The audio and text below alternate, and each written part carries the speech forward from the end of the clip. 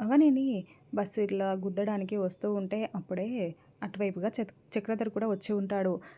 ఇంకా అలా చక్రధర్‌కి యాక్సిడెంట్ అవుతూ ఉంటే అవని చక్రధర్‌ని పక్కకి లాగడంతో ఇద్దరు కింద పడిపోతారు. ఇద్దరి తలలకి గాయాలు అవని చక్రధర్‌ని హాస్పిటల్‌కి తీసుకొని వెళ్ళి హాస్పిటల్‌లో జాయిన్ చేసి ఉంటుంది. ఇంకా చక్రధర్‌కి ట్రీట్మెంట్ చేసిన డాక్టర్ తన దగ్గరికి వచ్చి చూస్తూ చెక్ చేస్తూ ఉంటాడు. ఇంక అప్పుడే చక్రధర్ కళ్ళు తెరిచి నన్నెవరు ఇక్కడికి తీసుకొచ్చారు? నన్ను కాపాడింది ఎవరు? అని అడుగుతూ ఉంటే మిమ్మల్ని కాపాడింది, తీసుకొచ్చి హాస్పిటల్‌లో జాయిన్ చేసి మీకు రక్తం ఇచ్చింది కూడా ఈవిడే అని అవనిని చూపిస్తూ ఉంటే చక్రధర్ అవని వైపు చాలా షాకింగ్‌గా చూస్తుంటాడు.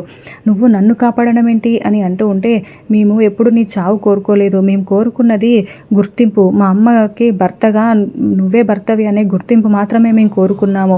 నువ్వు మాకేదైనా చెయ్యాలి అనుకుంటే మా అమ్మ ఎక్కడుందో చెప్పు. మా అమ్మని నువ్వే కిడ్నాప్ చేశావని నాకు అనిపిస్తుంది. మా అమ్మ కనిపించక వారం రోజుల నుండి పిచ్చి వాళ్ళలాగా వెతుకుతున్నాము. దయచేసి మా అమ్మ ఎక్కడ ఉందో నీకు తెలిస్తే చెప్పు అని చేతులు ఎత్తి మొక్కుతూ వేడుకుంటూ ఉంటుంది.